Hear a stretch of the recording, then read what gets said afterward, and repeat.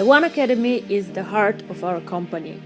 Cryptocurrency is not an easy product. It's a very innovative product based on technology and based on very, very complex concepts. For us to be part of this financial revolution, to be part of cryptocurrency and of a community, we need to understand exactly what we do and what we talk about. And this is why we have the One Academy. The One Academy provides you with concepts, provides you with explanation on cryptocurrency and on the financial world. I would encourage everybody to join the courses, to do the certificates, and to understand thoroughly how to use cryptocurrency, what cryptocurrency is, and how we can change the world by using cryptocurrency. One Academy. Learn today, lead tomorrow.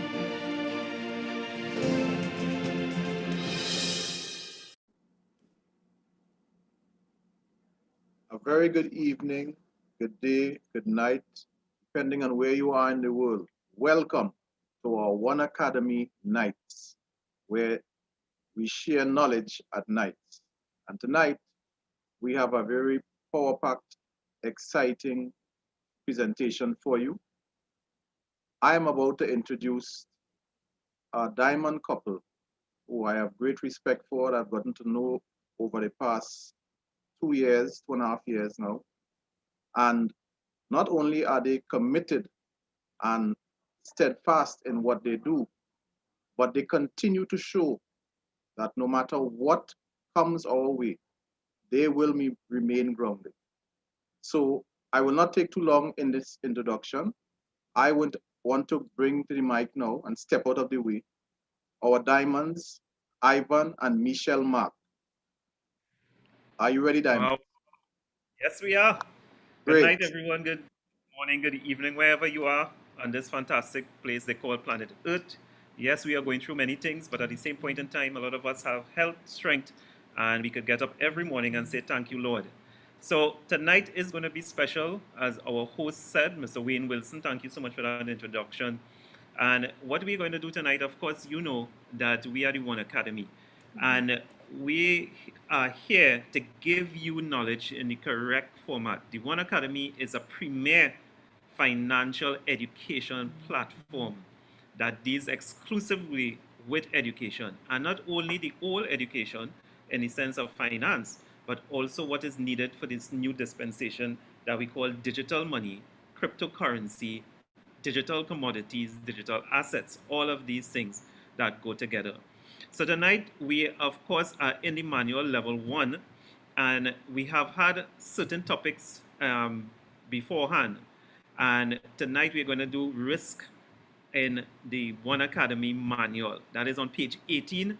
And risk is a big topic. It is large. It covers various aspects, many things that it can cover, and everything that we know when we are doing in every aspect of life, there are certain risks attached to it. So tonight we're going to dive a little deeper into this element called risk. And from the time people hear risk, they have a negative connotation, but there's good risk and there's bad risk. But it is always an educated risk, what we are trying to say, that you will take with the One Academy. And when we give you that education, you can make that decision in the right way. All right. So we have two special guests, of course, in the element of this whole aspect that we call risk and reward and everything like that. And we have known them for quite some time, very experienced in the field of, I would say, insurance and also business planning. So we can't wait to hear what is their take. We're going to have a special panel discussion tonight on that element. And of course, we have the usual lineup. We have Ms. Muriel Lezama, our URI lecturer. We have Mr. Noel Emmanuel Jack. We have Mr. Wayne Wilson from the bank. And we have joining us a little later, Mr. Alvin Morton, as we like to call him, Dr. Alvin Morton, and also Professor Dwayne Cadiz. So it promises to be a fantastic night. So we ask you to sit back, take notes, because some of the questions that you may have in your mind for a long period of time, we're going to answer it now. All right? So Michelle will do the introduction and we'll get right to it. So my duty tonight is to just give you a little information about the speakers, about our guests. And I start with ladies first. We have Miss Joy Sammer. Joy is a financial advisor at Guardian Life of the Caribbean. She has been in the financial industry for the last 15 years. Prior to this, she was involved in the electrical industry with specific emphasis on regional trade with Latin America and the Caribbean. Joy brings with her a wealth of experience both in the customer service and financial fields. Ms. Summer completed her MBA, Masters in Business Administration from Hertford University in Scotland, and is currently completing her MFA designation, Master Financial Advisor. She also possesses a certificate Communication Arts from the UE, from University of the West Indies in Augustine. She is well trained in organizational development, I can attest to that, and has a passion for offering financial solution, various market segments. She also enjoys conversing in foreign languages. Joy is also very active in her church, the Presbyterian Church of Trinidad and Tobago, where she holds several posts on the board, such as the Naparima Girls High School Administrative Committee and the South Central Presbytery. At present, she is the treasurer on the board of the Susama Church Presbyterian Credit Union Cooperative Limited. I hope I pronounced that right. Her hobbies include bookbinding, latchwork, crochet, sketching, other forms of arts and craft, and she's an avid reader and enjoys cooking up a storm. Her passion extends to helping persons achieve their goals and dreams through professional advice and to seize the opportunity that life offers to us all. And I would like to let you know Joy is also part of our community. She is a student of the OneAcademy. She has an account with us, so she's very much part of this business. The next speaker is Mr. Faisal Mohammed. He's a financial advisor as well at Guardian Life of the Caribbean Limited. Faisal has been in the financial industry for over 30 years, having received many industry and company awards. He's a member of the $1 Million Roundtable and brings a wealth of knowledge to his colleagues and to his clients. He understands risk and takes pride in the advice he gives to his clients. Faisal is a proud dad of a beautiful daughter, and he's an entrepreneur at heart as he has other businesses in import and export. He's a good friend and has been a source of inspiration to all who cross his path.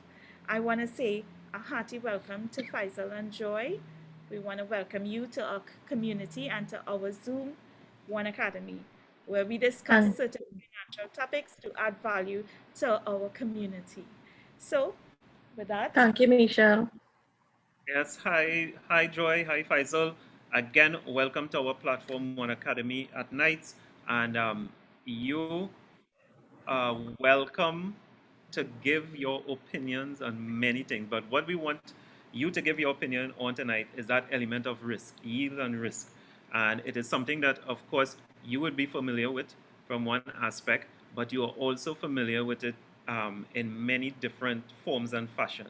And we'd just like you to give your expertise when we explore this particular topic. Faisal, are you with us? Yeah. Yes. Faisal, maybe you can open your camera and your mic.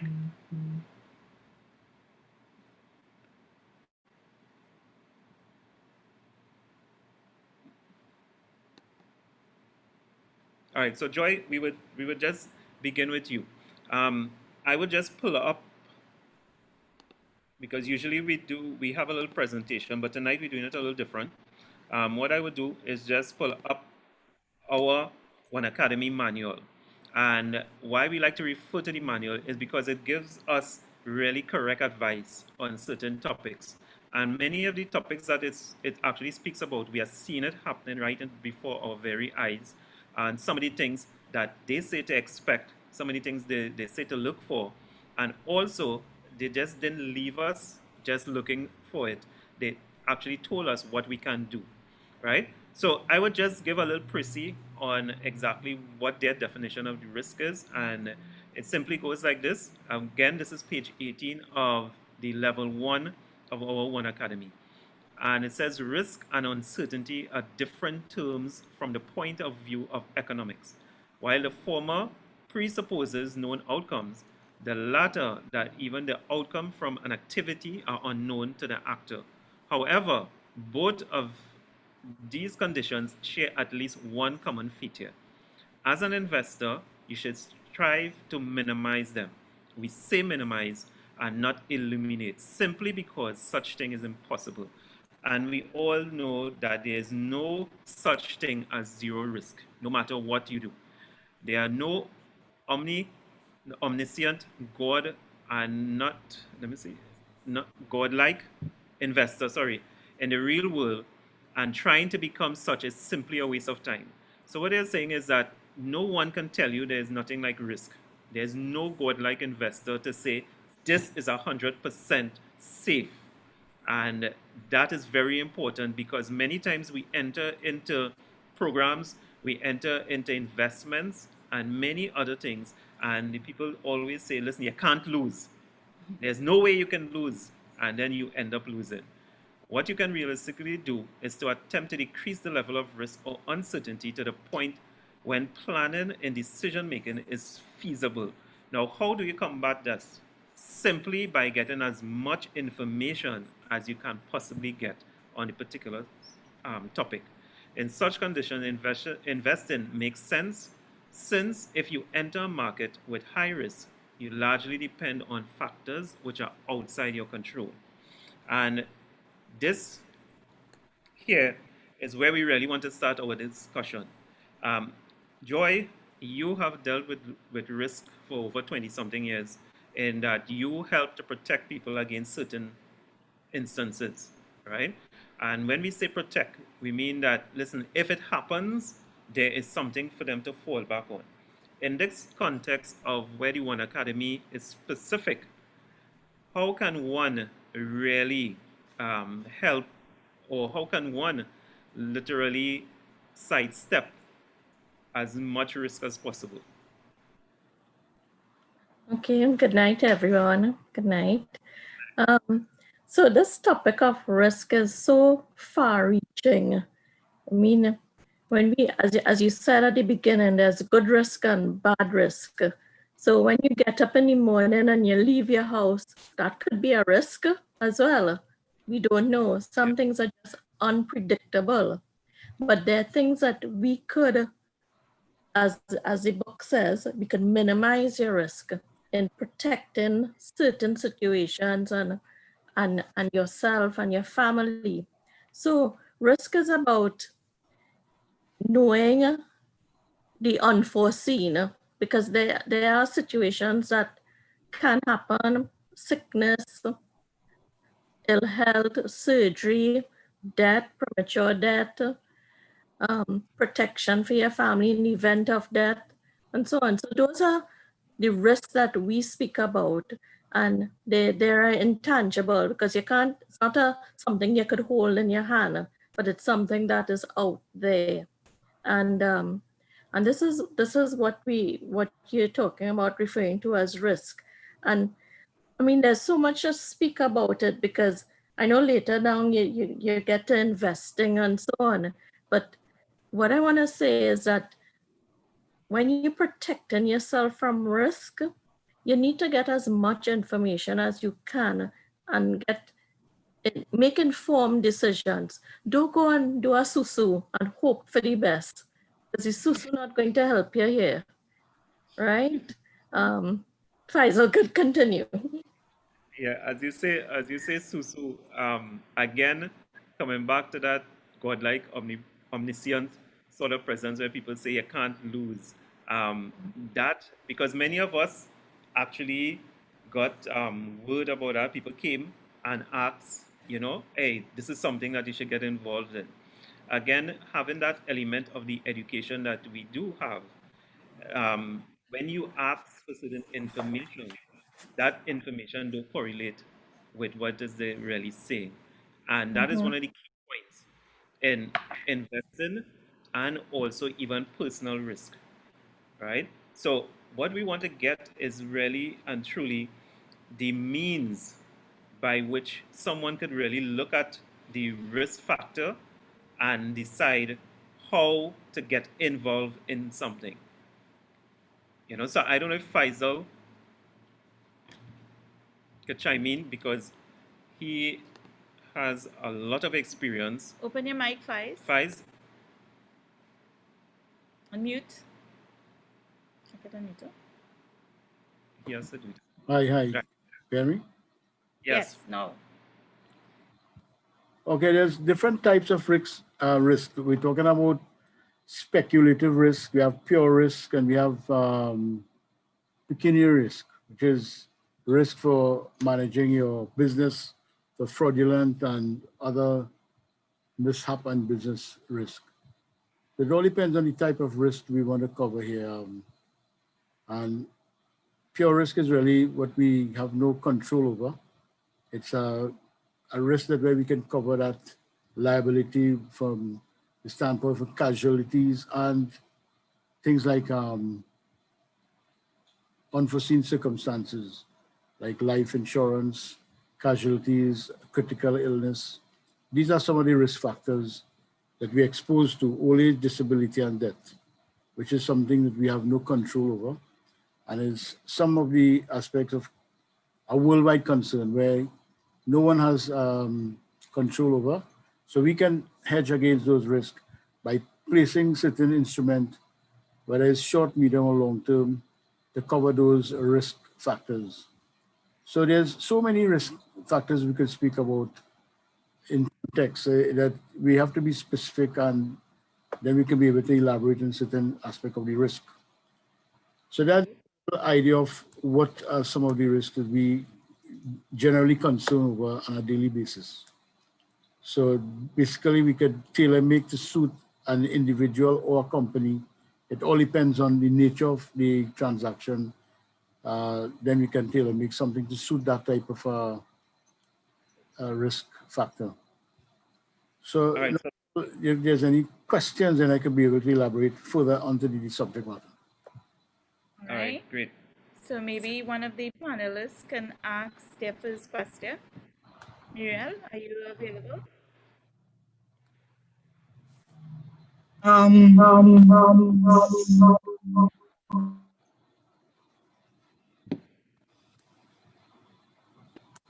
Are you hearing me without interruption?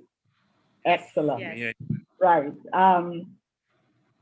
You know, we rightly spoke about many risks, and we have what's also called systemic risk, and it's a risk that we going through right now, so to speak. It's those events that you can't predict.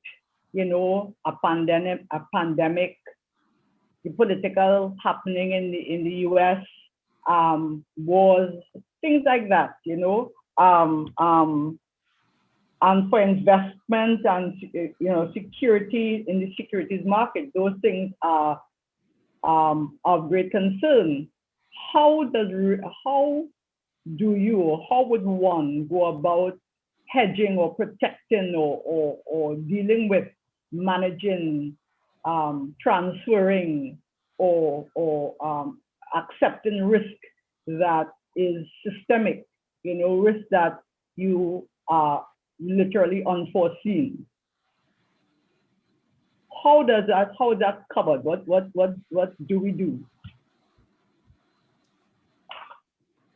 Well, you can use a hedge fund to do such of a risk factor, where you can use a hedge fund for certain risk, depending on the amount of risk taken. So we could hedge it against that sort of investment. That is with regards to like investment purposes.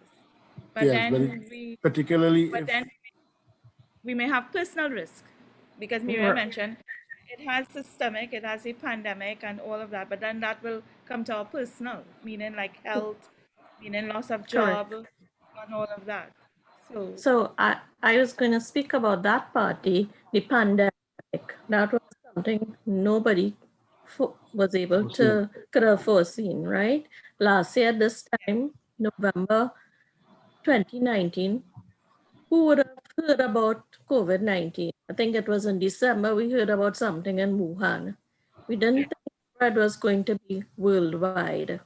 We still thought, oh, there's something in China, as Trump said, and it will stay across there. But lo and behold, it reached throughout the world.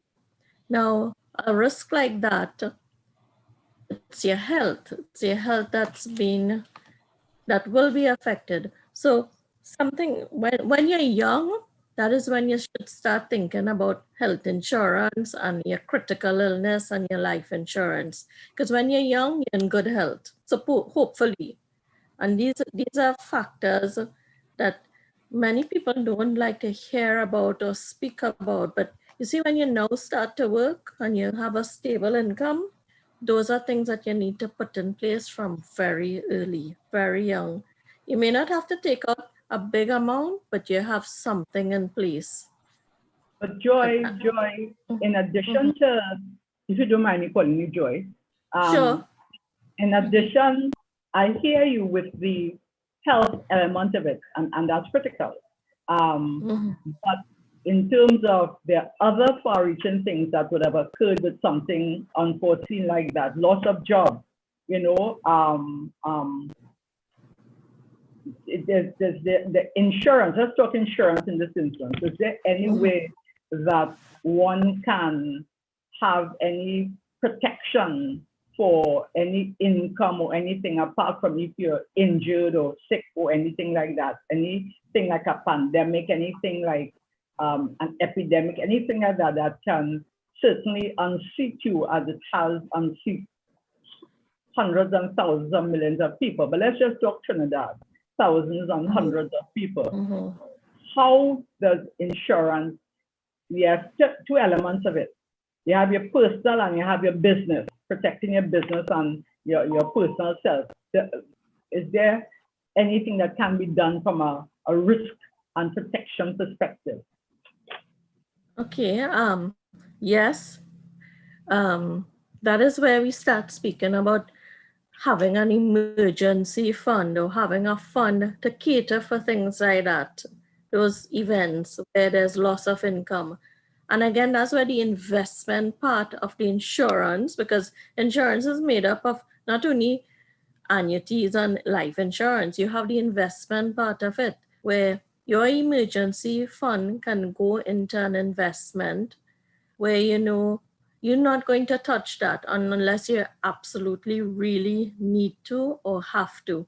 And you start small and you start growing that and growing that.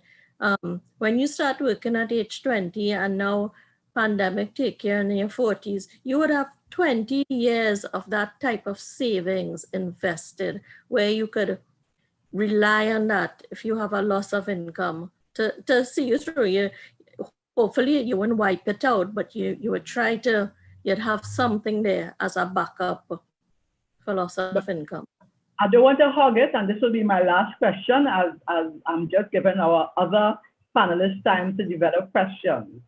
So I hear you with that. And what about the element of I lost the question, but I'll come back to it.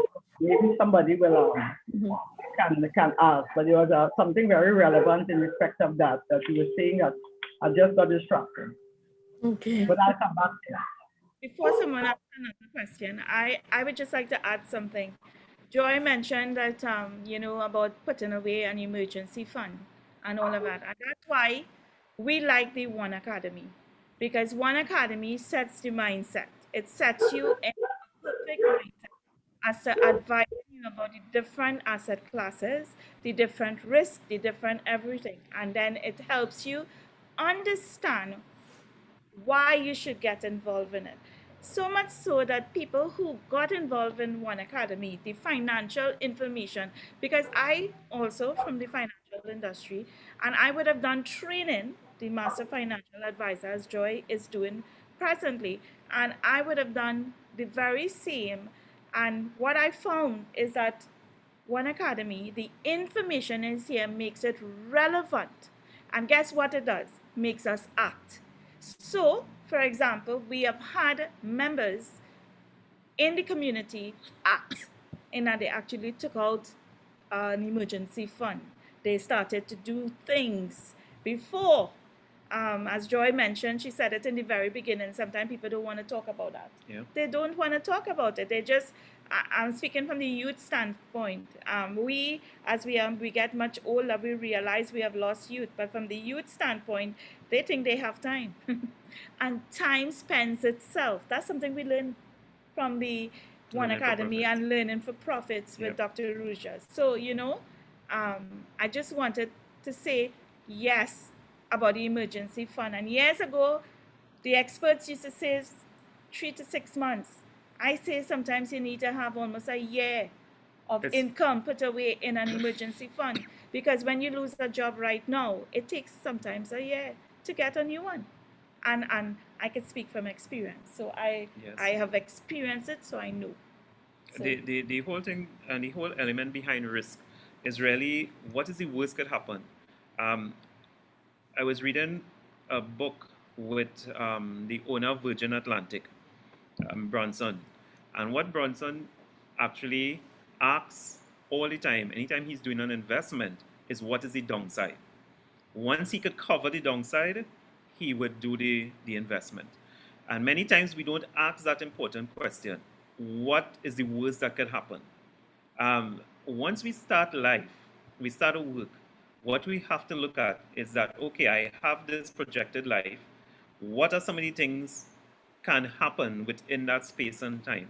Yes, you can lose your job, you could get ill, you could get critically ill, which is probably worse than death because you carry that for a long period of time. You'll want to do investments. What amount shall I invest? What amount could I lose with the investment? Right? And how can I now literally um, mitigate against that? So these, and it's ongoing. I mean, it is constantly going on and on.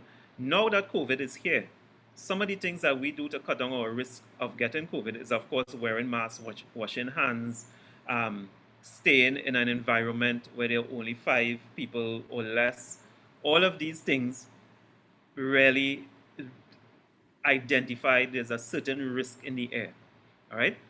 Now that we are in this financial situation, what we want to get at is really when we use this in the One Academy, what does it speak of? It speaks of how do we survive? What risks are we exposed to in this financial environment? And that is critical. So risk is something that we always have to be asking ourselves, what if, what can happen, and how can I now mitigate against that? So with that, I would like to ask, we have Noel. Noel, if you're wrong, Yes, if you have any yes, question, yes? I'm here. Good night, all fellow OneAcademites. Are you all hearing me clearly? Loud and clear, sir. Okay, good night to Joy and to Fazil, Faisal. right? Fazil, Hi. Faisal. Yes, thank you for coming on our call. Um, I have two things I want to throw out at you all, right? I hear you on the issue of risk and the hedging, of your wealth, trying to protect your wealth and so on, right? Just picking up a little from something that Mirel talked about, the issue of employment. Right now, even before COVID-19, the situation around the world, it varied, but the world was in a dire, terrible economic state.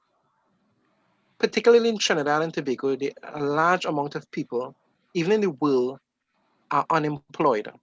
Right? So you have mass unemployment, underemployment. I often speak of this contract labor, temporary employment, right? People, I will say a large percentage from my assessment, are having trouble just to get by. They have mortgages to pay, they have children to send to college or university, they have their everyday hustle, of earning a living to put bread on the table, right? The risk of literally not having money. I want you to address that, both of you all, if you may, the risk of not literally having money, because it is so difficult for some people. They don't have money. So it's not like they can take or they have a large amount of money to invest. What advice will you offer to people like that? And the other question is, within that context, how do you diversify? How do you get into something? You know, you may not have the actual money in hand, but what about the assets of your mind? How can you utilize that to make some type of investment that will give you, help you to create wealth, help you to generate money, right? So thank you. That's a loaded That's a question. loaded question. But Yeah. Well, yes, could be a loaded question in certain aspects of every adversity, there's an opportunity. You have to look within that perimeter to find and create and innovate the opportunity that the challenge is always there. It's a world challenge, but each person has their own unique way of thinking, and seeing the opportunity lies ahead on this pandemic and other risk factors that we exposed to. And some people feel like it's a threat, but you have to look at it in a broader picture by looking at the opportunity based on the adversity. And I look at it in a very open-minded approach. You have to look at your situation, your current situation, and check the other opportunities that will create wealth and can, because the world is not stopped, it's not stagnant. We continue to survive one way or the other. I don't know if Joy can elaborate on some other aspects in that where that is concerned. Hello, yeah. Well, the first part of the question was saying when you literally have nothing, what do you do?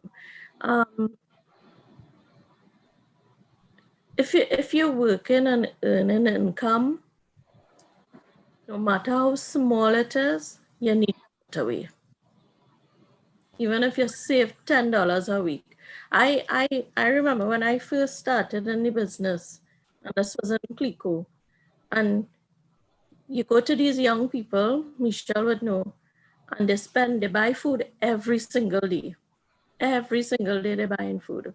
Some of them playing their mark, blowing out $200, whatever a week playing their mark. And then they're bawling and crying at the end and oh, they don't have money.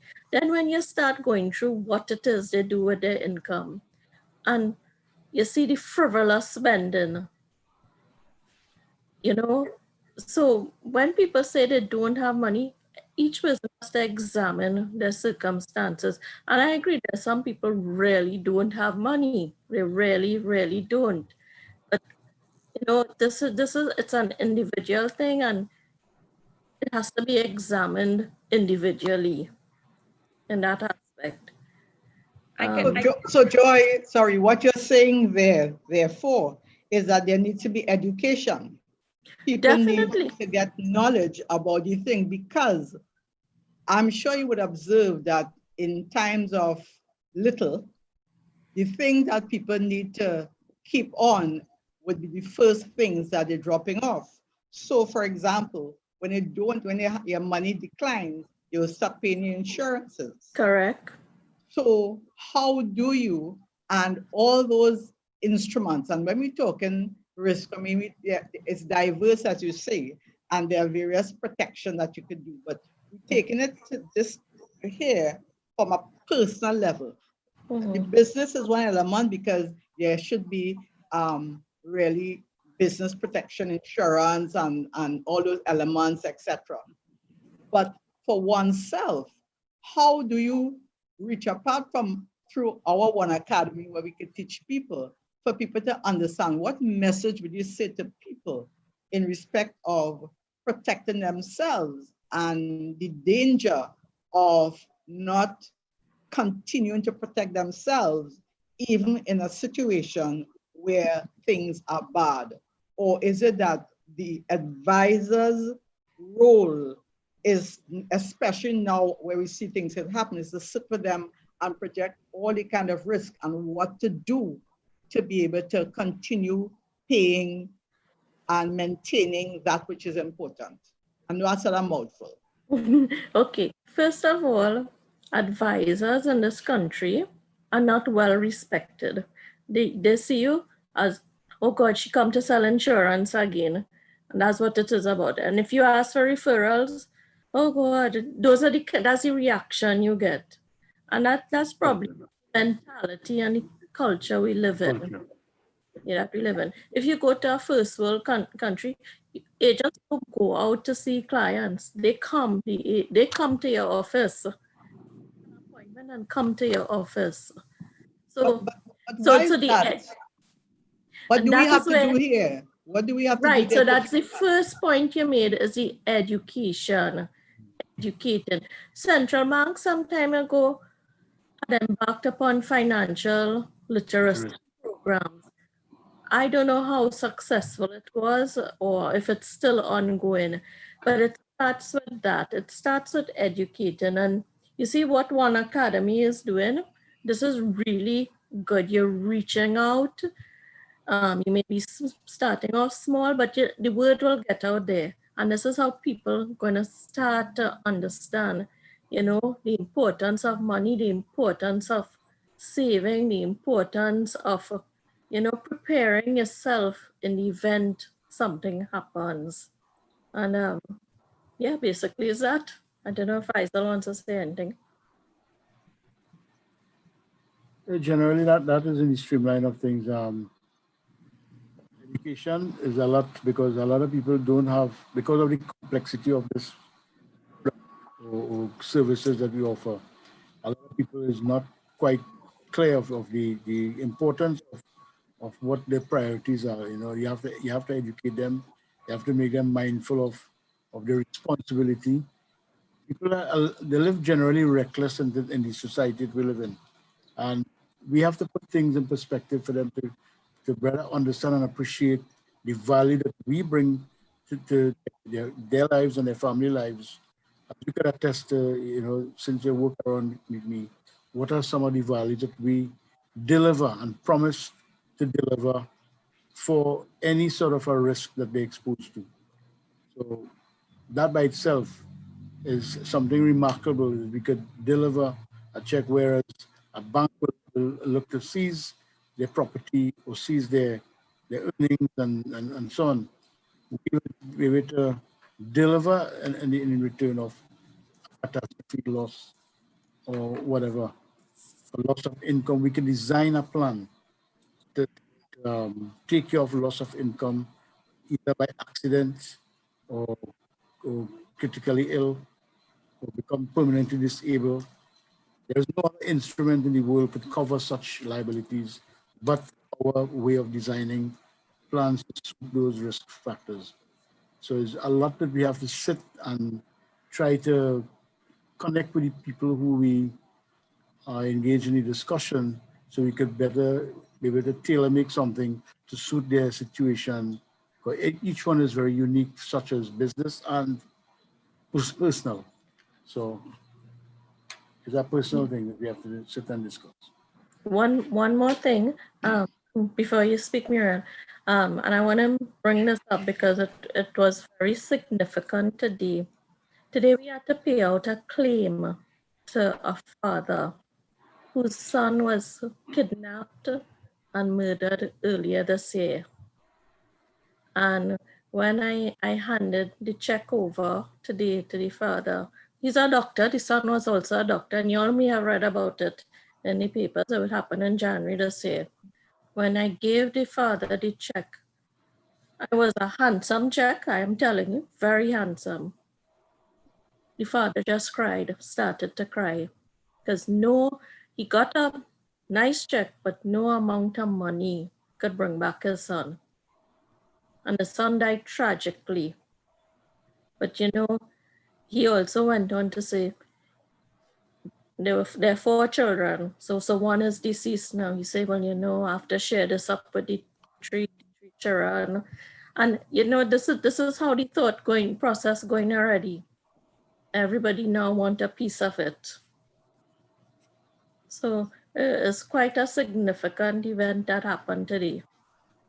Wow. And my question I was going to ask you was kind of centered around that, because I was about to ask, and that's when I forgot early on, how, because Faisal just spoke about, in times of little, banks will come down on you, etc., but the insurance is there to help. How easily accessible this investment or what you have done to put forward for a rainy day, how easily accessible is this? Do you have to go through a whole round of things, or can one easily access this fund in this time of need?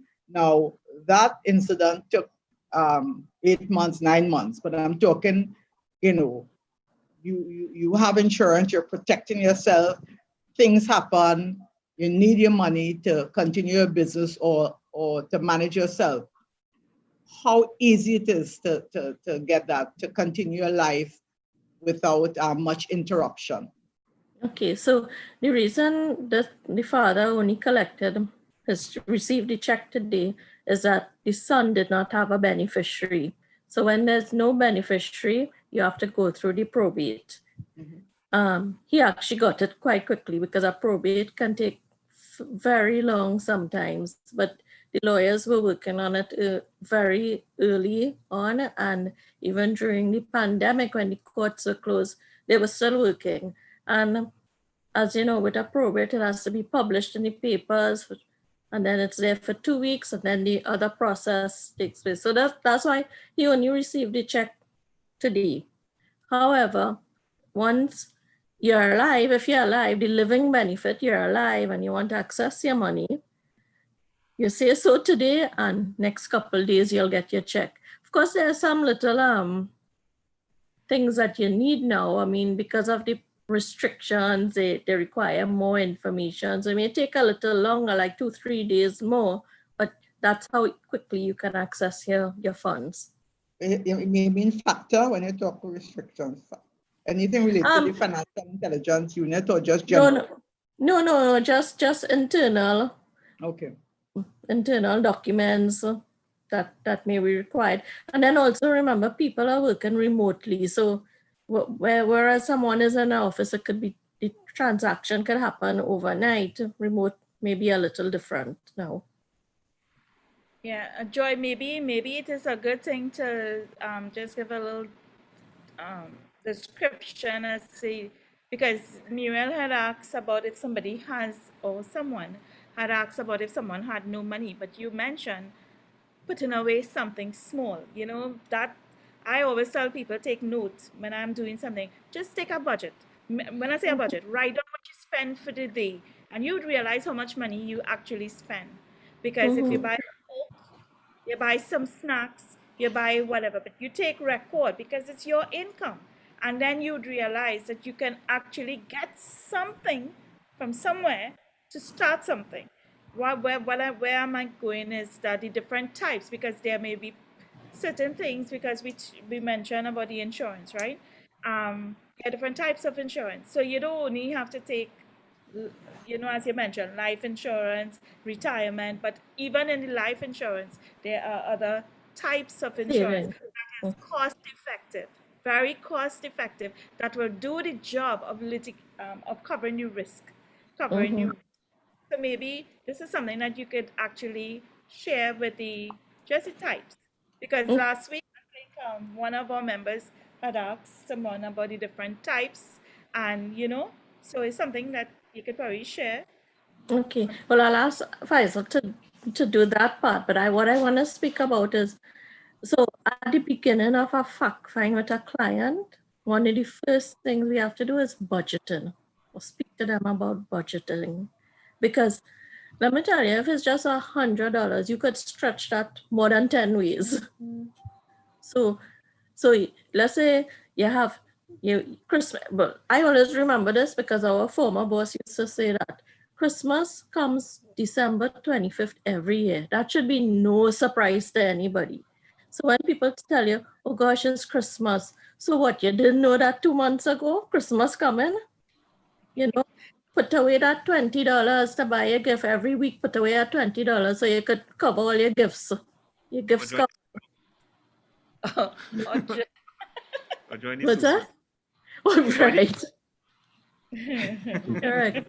But you see, so it comes down to budgeting, but also is another important factor, discipline. You will only budget if you're disciplined. And that's where the education comes in. And that's where we lack it. Yes, Yeah, that's where we lack lack it. So Faisal, can I Information. talk about the different types now? Well, Where when we we're personal for like for life insurance, right? We're talking about the risk for life and the different types of plan. insurance on the whole. the personal different types. insurance on the whole, whether that includes life or whatever. Well, What type, and I'd what have they homeowners insurance, life insurance, critical illness insurance, insurance for your vehicle. So different types of coverage. And they have different types of life insurance. Cheap form of life insurance is a term coverage, which is a convertible term, which gives you the coverage immediately with that cheapest form of insurance. Convertible means that you can convert it to a universal type plan without evidence of insurability, meaning that a person could be in a poor state of health, but yet still they can change that policy into a permanent insurance without having to go medical. So that is a form of protecting for the future. A large sum of insurance for the cheapest cost. They call it a convertible term. So what you're saying is, if I can't afford a large premium right now, Yeah. or for whatever reason, I could do the term, but you're saying I can do a convertible. So it That's means right. that if things get better with me, Okay. I can do it with no medical insurance. So it means if I get that with no medical requirement, evidence. That is what you mean, right? That's right. So then you can convert that plan to the similar coverage or less than. So for example, you do $1 million today and you want to convert that in 6 months or a year, but you become poor in state of health, adverse health conditions. You can still convert that to the same $1 million for a permanent insurance, which you could not have buy again. So that allows the opportunity to have permanent insurance for the same coverage or less than without having to do a medical. And that is something we could design to suit, to give that individual that peace of mind, having permanent insurance purchased at a cheap cost. I just want to add something right now. Guardian, we work for Guardian Life. Guardian has, I don't want to call it a special, but we have new underwriting guidelines, and there are almost like incentives. So for persons below the age of 50, you can get up to 1 million in insurance without having to do any medicals. So I mean, some people, if a pin stick them is a problem. So without having to do any medicals for 1 million, once it is affordable for you, you can get insurance. There's another point I wanted to make, which Faisal was speaking about the different types where you have motor, property, and so on. Isn't it ironic? So it's mandatory to have car insurance once your vehicle on the road. We're not saying everybody has, but let's say the value of your car is 150,000. You have to put insurance on your car. You will there are people who will put insurance on their car for 150,000. And when you ask them, what about insurance on yourself? They don't have any. So the car more valuable than their own life. And that's where the education comes in, Joy. You need to show that. You need Yep. to show. But is that so from a legal perspective? And I'm just being the advocate here, the advocate, because you can harm other people, and therefore the protection is also for other people, and not Jessica. Yeah. That's a third party coverage. Yeah, Faisal, you could elaborate. That's a third party coverage, we call it. So the law says that you need to have insurance coverage to cover that liability of the third party, not you or not your vehicle. And that is they have a new act governing that, which means that they covers up to 3 million for bodily injury or death. That is the third party coverage. A lot of people, statistics have shown different from central bank that 70% of the people drive around without insurance. And they have a lot of problems in the courts for ratifying those things because no insurance and there's a lot of injuries that caused by certain accidents in the road, nation's road. So that is a concern by itself. So, Faisal, when I was much younger, my parents, my father, may not have known that. My mom died by accident. A drunk man killed her. Wow. There was some insurance that she should have been entitled that would have Yeah, changed my life. that's Yeah, right. yeah, So, yeah. I remember If that, if Michelle. Sorry. if you so had we, known, a lot of people, because of the ignorance of they don't know the laws governing certain things, and that is the very unfortunate and sad situation that exists around us. And I've seen it every day.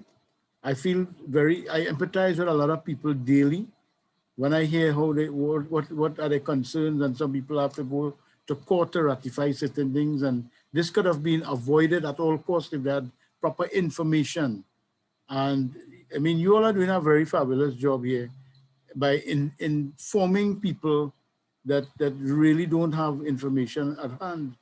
And it's very sad to know that that exists for the last 3 decades that I'm in. And I think why it's important, and I know I said I wasn't talking again, but I think why it's important is that to get quality people who know the industry, because I think that sometimes, and I have been victim of this in the past, one, being not being educated in the area, but with some people who in times past having damaging the reputation of proper advisors, just want to sell you a quick insurance and make a quota. And you're Right. not properly advised about the nuances, because I remember Exactly. taking out term insurance, and because I wanted a big coverage because my daughter's going abroad to study, and I thought if anything happened, I needed to be covered. And then when I reached a certain age, looking to that cancel, but nobody was there.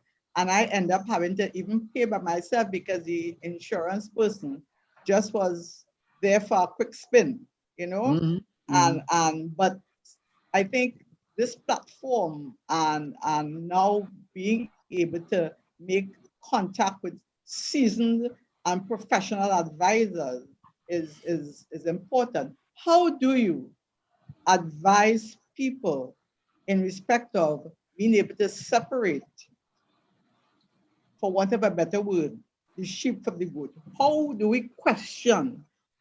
Yes, you could ask us a lot of questions, but how do we also test an advisor who may be just out for a quick buck as opposed to somebody who is seasoned and understand the industry and can give proper advice?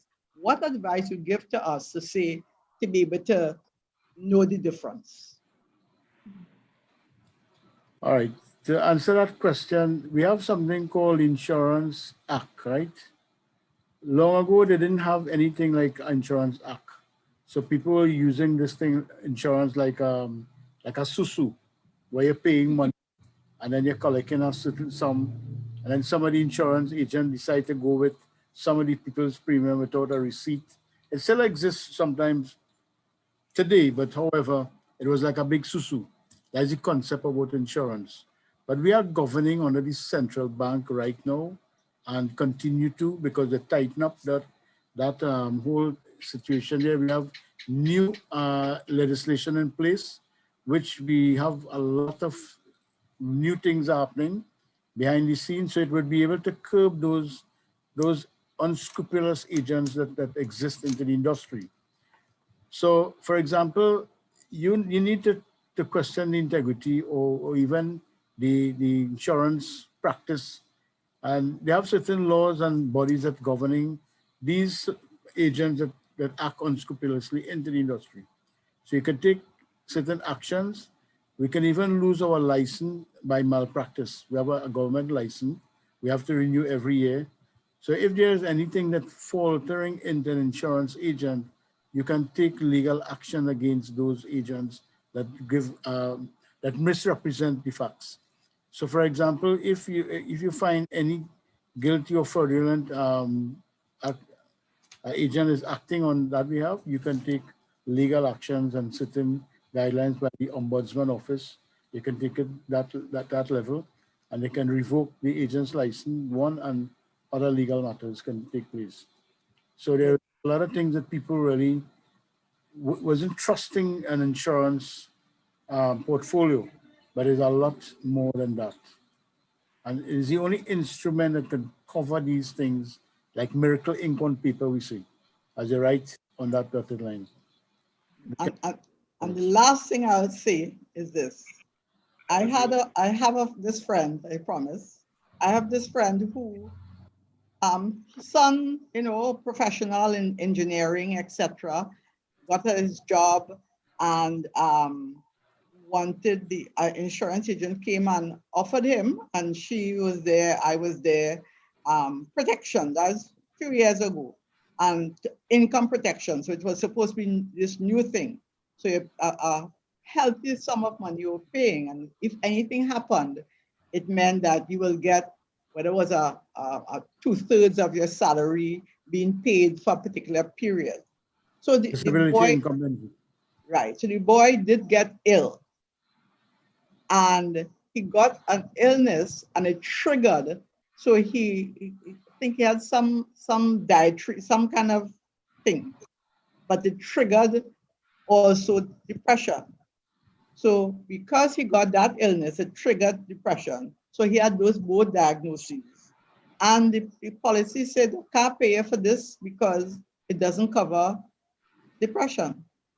And it was unfortunate because, of course, he and his mother and father, swear off insurance. I guess it's not explaining, listen, understanding that we're in a country, we're in a world where mental illness is critical, and therefore it could happen. And if you're protecting, you're having you're managing a risk of income by doing this, but you don't know what the illness is. So you need to properly say, not have it in fine print and say, look at here, it's in fine print. How do we deal with things like that? This is something that a lot of clients don't do. They don't read their contract. Literally, an agent or an advisor could go through everything with you. Many of them say, read it, and if there are any questions, contact me. Many times the client don't do that. The litmus test, of course, for someone who you think is credible is how they approach you in the beginning. It's trust, yeah. How they approach you. So if they come and say, okay, this policy takes care of all your ailments, snake oil, anything, everything it takes care of, CDB oil, as in you one. Right? That is a problem because there's no one policy that takes care of everything. Everything. That's what the OneAcademy. Now that is a risk in itself. So what usually has to be done is really look at how they approach you. If they want to get to know exactly what are some of the things that you want out of life, if they ask you, okay, do you have a budget to work with? Do you have one on paper? What goals and aspirations you have? Then you could say with a certainty that, okay, this person maybe would give me what I'm looking for. But if they just come and just tell you, okay, this policy is good for everything, that is a problem. So, Muriel. Yes. Go ahead. Yes, Joyce. Yeah, Muriel, people do business with people who they trust. Absolutely. And that trust, in the first 30 seconds, you could read a person when they enter the room. But there was something else you were speaking about. How do you differentiate the good agents, the good advisors from the not so good advisors? And we had a situation today. So this client was shopping around and he went to our same company. And the agent there advised him, go, we have a plan. You could take it out and next 6 months, you could stop it. And I said, we don't have any plan next 6 months for a 6-month plan. So he was ready to go with that agent. His other colleague told him, check us out. So he came to us to listen to what we had to say. Because when he went back to the agent now with the 6-month plan, you know what the agent told him? That plan stopped. They stopped it during COVID. They don't do that again. And I said, but Guardian, I never ever had anything like that in the first place. And Integrity. integrity, it comes down to that. Alvin, Ivan, I saw Alvin asking a question. Maybe he could turn on his mic and ask the question. Alvin Morton. He typed it actually. I answered him. Okay. Well, maybe You for the knowledge of everyone, you could probably give an answer. Yeah, still engaged. Yeah, the question that he had asked is, what products He or plan opened his would you- mic. Oh, okay. Oh, okay, Alvin, go ahead. Yeah, I did open the mic because for some reason I'm not able to open the video. All right. Okay, no problem. There seems to be an issue with the post and the video and whatever. But Yeah. I wanted to shift the conversation a bit to what are some of the products or recommendations that Try would. open the camera now, Alvin. Sorry about that. There we go. Yeah. Pleasant evening, Joy and Faisal. And it's a very good conversation. When I first started to work, I actually worked in an insurance company for a very short period of time. All right. It was a summer job and then it extended to a year and then I went into university. So, and I had the opportunity to work in what was called agency services. So that was a place where you paid, assisted in paying agent commissions and dealing with agent queries and that sort of thing. And in those days, they used to have something called a maturity, where you would take that out for a period, whether it was 5 years, 10 years. Again, my knowledge is very, very dated. So such products may not exist now. They may have been morphed and improved and changed into something more sophisticated, more modern, more up to date. So I think that's the question. That's where the question came from. What would be recommended? Because the risk, of course, for somebody who is 49, like myself, for instance, you have 2 children who will be of college age in 5 to 10 years. And of course, retirement is not too far around the corner as well.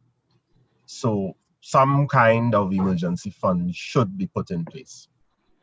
All right. What would be recommended for someone in that position? Because one of the things that I think we also want to do in this platform, as we're talking about risk, and it is going to be, it's clear that other pandemics or plandemics, depending on what perspective you have of this, are going to occur. I'll go with the latter. So this, exactly. So this is not going to go away. We're going to have more of these things that are going to keep us in a state of remote work and work from home and these kinds of hybrid arrangements. Okay, so that there's real risk as it relates to loss of earnings, reduced earnings, and the like. What would be recommended in terms of keeping in a portfolio now? Because this is also something we talk about in the OneAcademy, having a portfolio. So you mentioned, Joy, that you have life insurance. Faisal said it as well. You have to cover those things. But you have also investment products, which may not normally be known about. People typically are still familiar with whole life, ordinary life, I think is what it was called, term insurance and so on. But there may be other vehicles, so to speak, that can address these other areas that are important and for which, especially as income is always under attack from inflation and everything else. So I would like to get your thoughts, your views on that.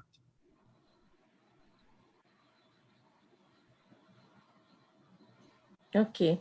The first thing you mentioned is that you're 49 years old, so which means you have 11 years to work again if you plan to retire at 60, right? So 11 by 12 is how much, Michelle? I forgot my times table. 12, 11, so what? That's a good one. I will use a calculator. I think it's 132. Right, Yeah. so you have 132 paychecks to get. That's not much, right? Correct. Before you retire. So if you don't have an annuity in place, you need to put one in as soon as possible. As All your right. first. So in my particular case, I have two, and my Good agent for you. actually recommended that I upgrade the one I took out about 20 or so years ago. Yeah, All right. because you would have started with a small premium. Because the premium would have been small. And he also used the same thing that you seem to have more yesterdays than tomorrows. That's a very interesting turn of phrase by that agent.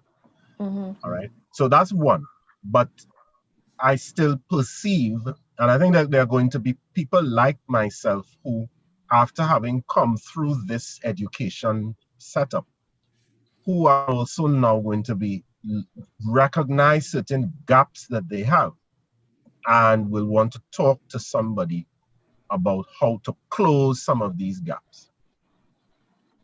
Right. So it will all be on an individual basis. I mean, in your case, you spoke about the children, so you could put an education fund in place so that different instruments that you could use. You could use the investment way to put that in place, or you could do a life insurance to put that in place. Because our life insurance carries cash value. So as well as a waiver, which right. will show that premium. God forbid you prematurely die, you become disabled. We continue to pay that premium as if in it, opposed to a bank product or any other instrument. If you were to start a single sum per month gradual saving, and something were to happen to the individual, that's where the buck stops. That means that like a bank product or any other, that's where the line is without continuation. So it is something that you can compare apples with apples. Yeah. All right. we passed the top of the hour. So Yes. we didn't have Kester Bees and Wayne Wilson ask anything.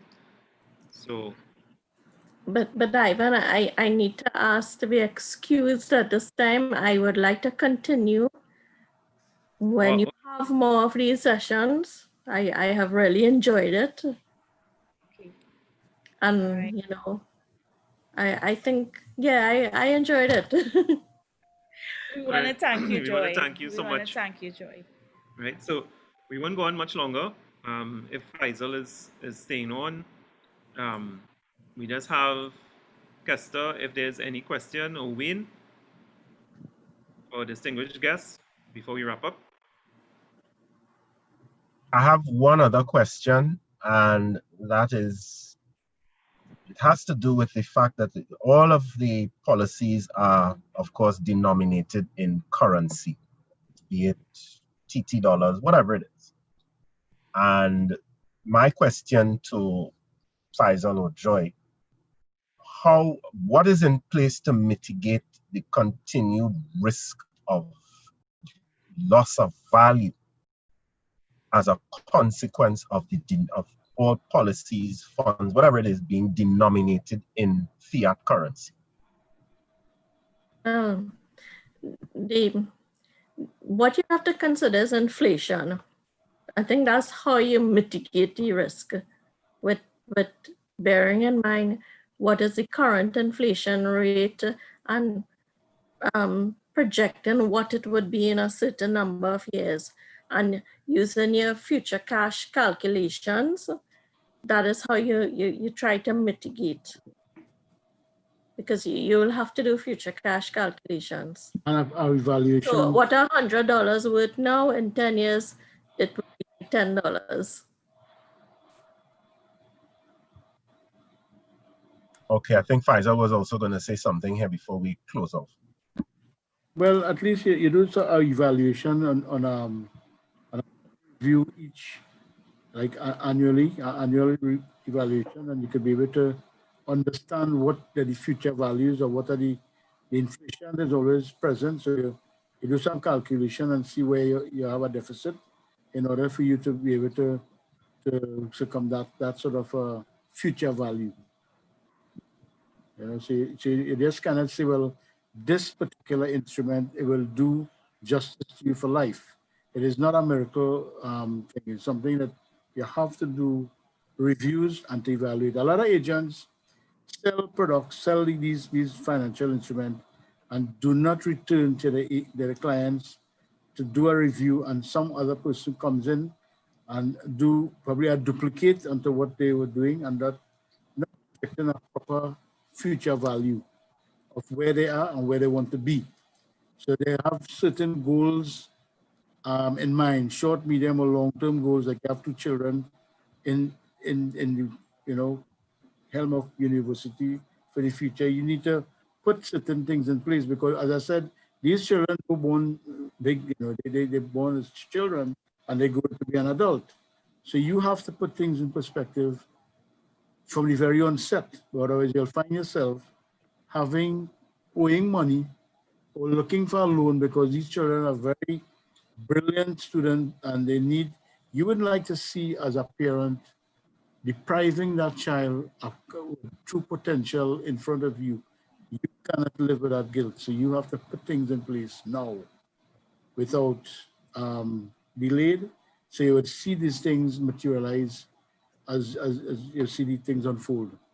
So having proper discussion or having proper advice, it will help to guide you along those pathways. And that's what had happened to Muriel, the agent sold her term, and she didn't know what happened after that. Then you realize, well, the term was cancelled, or it had reached the end. Yeah. So but we you know, the good thing is that at least I did it. I was covered. So when the end came, my daughter was way finished and had started her career. But still go tell me to do something to extend it now. Yeah, exactly. God, man. Yeah. So we want to thank you, Joy and Faisal, for the opportunity given to us, for sharing your knowledge with us. I want to remind everyone that Joy and in extension Faisal, because they work together as a team, is part of our community. So that means if you need to contact Joy at any point in time, you can always reach out to me. I have a number. Or Joy, if you wish, you can give them your number, but they can reach out to me, right? Yeah, let them go through you and you will put them on to us. The nice thing about I heard from Joy and Faisal is they don't just sit with somebody and just recommend something. They actually go through a fact find. A fact find is very important. It means that you and I must agree.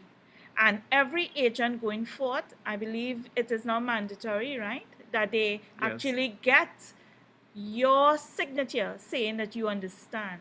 You understand. And that's what Faisal was saying about the Insurance Act. So it has now changed. There is, we can take action if someone actually advised me wrong. That was not so years ago. Yeah. It's not a fact find anymore. It's a personal information. It's a personal information. So that it's private. It's but on that fact find, you are really being truthful, and that is where the trust comes in. As Muriel was saying, from the initial part, the trust comes in, and you feel that. You feel that by the question somebody asks you, from the conversation, how they carry about. It only takes a second for a total analysis of someone, and that is it. Assessment. And I love the fact that Joy said we are doing something well. So OneAcademy KNights, we are doing something well. We are doing something well by actually educating the masses so they can make decisions like what they Informed decision. Informed decision. Thank you. So again, we are past the hour, and we could go on like this for another 2 hours. So I would like to end. Of course, we still have 3 panelists: Edwin Wilson, Kester Beals, Wayne Wilson. I don't know if you want to ask any questions quickly, and let's just end. No, guys. I still want to give you a chance. Seeing that we're past the time, I'm going to save it I know we'll have another session from what Joy and Fazit shared. So I have my questions, but we'll wait for the other session. So thanks again for Okay. sharing, guys. Okay, Uh, nice to see you, Welcome. Wayne. I believe it's the same with Edward Wilson and Kester Beals. So I thank you so much, Joy and Yes. Faisal, for being our guest tonight. Welcome. Welcome. Because risk is such a big topic, this is just one element of risk. This is Absolutely. personal. Correct. Because it has the Correct. investment systemic risk that Muriel Izama spoke about, which will be handled by other professionals when that time comes. So again, I believe we may have a second session to this because when we talk about personal risk, a lot of times people have the wrong perception of how to go about mitigating that risk. I personally would like a session with us for business risk, Yes. for entrepreneurs, all entrepreneurs. And you need to understand it and understand where taxation, different things. So you need to understand that. Inflation, all them. Planning and everything. Succession planning, legacy planning, Keyman Insurance. self-employment, Exactly. what you should Once do. So again, there's government. Shareholders. can't talk this in Shareholders, just yeah. 45 minutes. So And we Goods went in, over. protection Well, of goods in transit and all those things. Michelle and Ivan, just a suggestion. Maybe could we start these sessions earlier next time instead of 8 o'clock? Could you start like 6 o'clock? Maybe that's a possibility if we have a real special. So we can discuss it as a community and get the members on board. Mind you, Yeah. this also goes worldwide. So Yeah, what this we is international. discuss will be shared worldwide as well. Okay. Thank you. Thank you very much. So Thank with that, we Welcome. Good good night. good night. Good night. Good night. Please stay safe and You see too. you next time on OneAcademy Nights. Good night, Good everyone. night. Good night. Pleasant Good night, evening, all. everyone. Good night. Have a great night. Good night. Good night.